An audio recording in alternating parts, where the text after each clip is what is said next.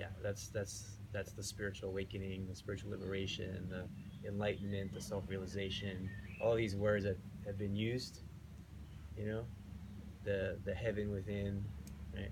So it's like that's that recognition is in the present. It's now. It's not. It's who you really are. It's not something that you need to go for to try to get to in the future, right? So that's the most essential. And then we start talking about story, and we start talking about the relative world. So the absolute, there's the absolute self and the relative self. So the absolute self, a little review, is that which is unchanging, and the relative is that which is always changing.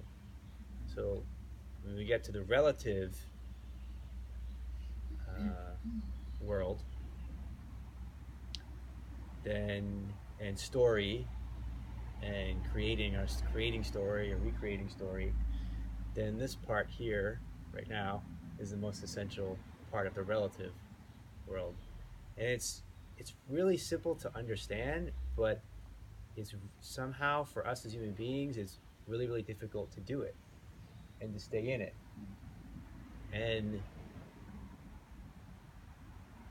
the simple kind of the simple rule or law is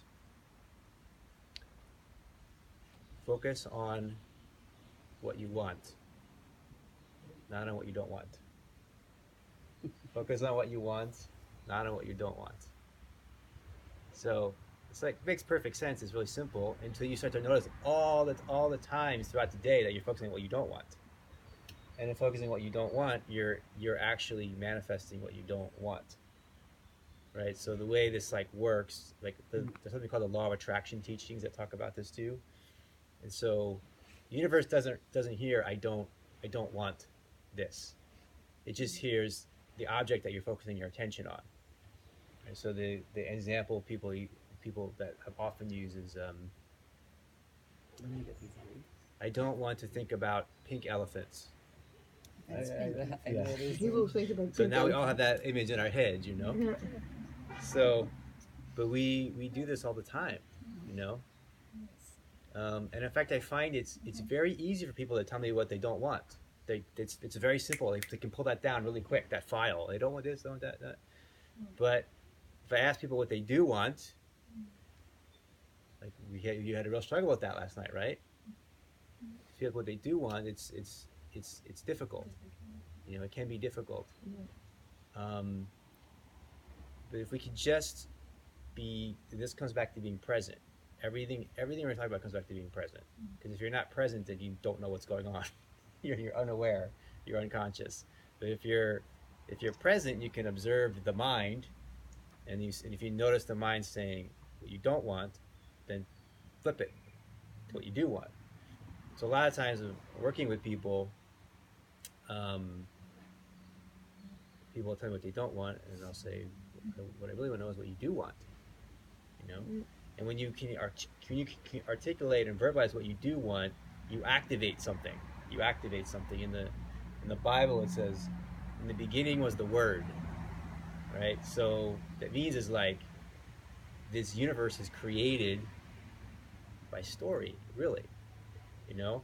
So when we start to say the story we want, then it activates that story in our lives, and people start to come to your aid. They start to come, you know, the right person starts, like this synchronicity really starts to happen. You know, it's really amazing the way it moves. Where if you can communicate what you want, people and circumstances will support you in bringing that into being. But if you're always going around communicating what you don't want, how can anybody support you in communicating what you do want? Because they don't even know what it is, right? And maybe you don't know what it is because you're not asking yourself the question. You're just so focused, you know, we get this complaining and I don't like this, I don't want that. So no one can support you in what you do want in that state because you're not communicating what you do want. And that being able to ask yourself that question and feel into it and verbalize it that's the most fundamental aspect of the relative